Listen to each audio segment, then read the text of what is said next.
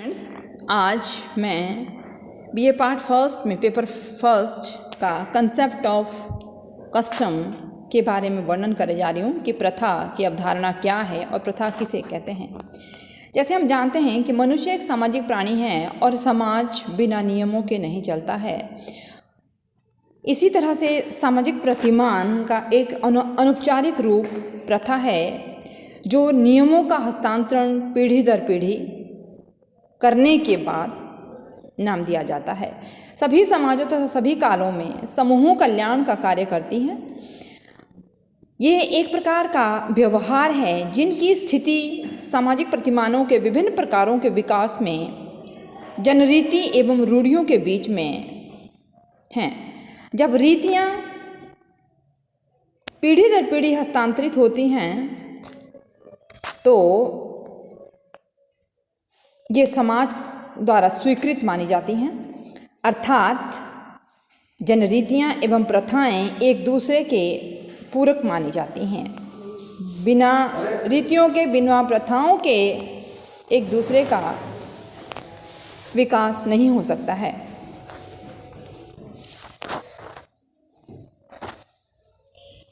अर्थात ये एक प्रकार की वे आदतें हैं जिन्हें समाज आदिम से आधुनिक काल तक अपनाता आया है। ये आदतें मनुष्य का व्यवहार बन जाती हैं और वो व्यवहार फिर रीतियों, कार्य प्रणालियों और व्यवस्थाओं में परिवर्तित हो जाते हैं जिन्हें आज हम प्रथा का नाम लेते हैं। अर्थात नव आदर्शों में एक रूपता पाई जाने वाली यह एक प्रक्रिया है। तब ये प्रथाएं जनरीतियाँ कहलाती हैं जब इनमें एक रूपता विद्यमान होती हैं। जैसे कि हम जानते हैं, मैकाइवर एवं पेज ने कहा है कि सामाजिक मान्यता प्राप्त व्यवहार ही समाज की प्रथाएं कहलाती हैं। मैकाइवर एवं पेज का कहना है कि सामाजिक प्रतिमान तभी समाज द्वारा मान्यता व्यवहार माने जाते हैं जब समाज उन्हें पीढ़ी दर पीढ़ी हस्तांतरित करता है और पीढ़ी दर पीढ़ी अपने जीवन में अपने लक्ष्यों और आवश्यकताओं की पूर्ति के लिए उनको प्रयोग करता है। इसी तरह से किंग्सले डेविस का भी कहना है कि पीढ़ी दर पीढ़ी हस्तांतरित हुआ व्यवहार ही प्रथाएं हैं। अर्थात समाज से मान्यता प्राप्त कार्य करने की विधियां ही समाज की प्रथाएं कहलाती हैं। यदि हम प्रथा का वर्णन करते हैं तो प्रथा एक प्रकार का ऐसा व्यवहार है जो समाज द्वारा मान्यता प्राप्त है, अर्थात सामाजिक प्रतिमान का अनौपचारिक रूप है जो विभिन्न कालों और विभिन्न समय में पीढ़ी दर पीढ़ी हस्तांतरित किया जाता है। यदि हम प्रथाओं की विशेषताओं का वर्णन करते हैं तो इसकी विशेषताएं निम्नलिखित हैं। जैसे नंबर 1, व्यवहार के तरीके। प्रथा क्या है? व्यवहार करने का एक तरीका है, व्यवहार करने के तरीके हैं जिसे मनुष्य या अथवा समाज या समूह अपनी आवश्यकताओं एवं लक्ष्यों की पूर्ति के लिए प्रयोग करता है। बिना परंपराओं के, बिना प्रथाओं के, बिना कार्य करने की विधियों के कोई भी लक्ष्य परिपूर्ण नहीं होता है। दूसरा है समाज द्वारा मान्यता प्राप्त, यानी अभी आपने ऊपर भी पढ़ा है कि मैकाइवर एवं पेज ने कहा है कि प्रथाएं वे नियम हैं जो समाज द्वारा मान्यता प्राप्त करते हैं। इसके साथ ही प्रथाएं हस्तांतरण की एक विधि है।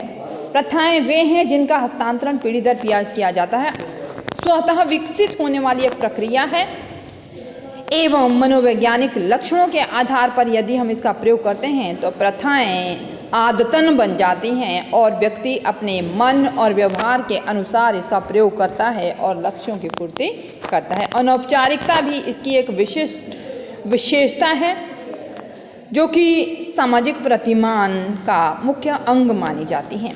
सामाजिक नियंत्रण के साधन को इसने और महत्वपूर्ण माना है कि प्रथाओं के द्वारा समाज पर नियंत्रण रखा जा सकता है, क्योंकि जब प्रथाएं या कार्यप्रणालियां या आदतें व्यक्ति अपने जीवन के कार्यों की पूर्ति के लिए करता है तो उन लक्ष्यों की पूर्ति के लिए वो उन आदतों को जो कि पीढ़ी दर पीढ़ी हस्तांतरित होती है उनका प्रयोग करता है और अपने कार्यों की पूर्णता करता है। अंत में यदि हम प्रथाओं के महत्व का वर्णन करते हैं तो प्रथाएं हमेशा समाज, समूह या व्यक्ति के सामाजिकरण में सहायक होती हैं। ये व्यक्ति के या समूह के सामाजिकरण में कैसे सहायक होती हैं, इसका वर्णन यदि हम करते हैं तो जब व्यक्ति अपना जीवन प्रारंभ करता है या कोई नया समूह बनता है तो वो समूह जिसमें कि विभिन्न सदस्य संगठित होते हैं वो उन नियमों का पालन करते हैं जो पहले से ही हमारे समाज में, हमारे संगठनों में विद्यमान होते हैं और उनका हस्तांतरण करते हैं और वो उसी के द्वारा अपने कार्यों की पूर्ति भी करते हैं। दूसरा है व्यवहार करने की एक पद्धति में सहायक है, यानी प्रथाओं को एक ऐसी पद्धति माना है जो व्यक्ति अपने व्यवहार में प्रयोग करके, अपने उस पद्धति को प्रयोग करके उसे सहायता मिलती है या कार्य करने में उसे सफलता मिलती है, वो अधिक प्रगतिशील, अधिक विकासशील हो जाता है। तीसरा है सामाजिक नियंत्रण में उपयोगी। यदि हम प्रथाओं का महत्व का वर्णन करते हैं तो ये सामाजिक नियंत्रण, समाज को नियंत्रित करने में, सोशल कंट्रोल में सबसे उपयोगी मानी जाती हैं, क्योंकि यदि हम सामाजिक नियंत्रण में इसका प्रयोग नहीं करते हैं तो समाज हमारा अनियंत्रित हो जाता है और अनियंत्रित समाज में अनेकों प्रकार की समस्याएं उत्पन्न होती हैं और वो समस्याएं फिर हमारे विकास में बाधा बनती हैं। नेक्स्ट है व्यक्ति, समूह एवं समाज को सुरक्षा प्रदान करना। व्यक्ति को भी, समूह को भी और समाज को भी, सभी को हमारी प्रथाएं, क्योंकि ये जीने की एक ढंग है, क्योंकि ये जीने की एक विधि है, क्योंकि ये जीने की एक पद्धति है, चाहे वो व्यक्ति के लिए हो, चाहे वो समूह के लिए हो, चाहे वो समाज के लिए हो, सभी के लिए ही इसको महत्वपूर्ण माना जाता है। नेक्स्ट है व्यक्ति, समाज एवं समूह को संतुलित भी रखती है। क्या रखती है?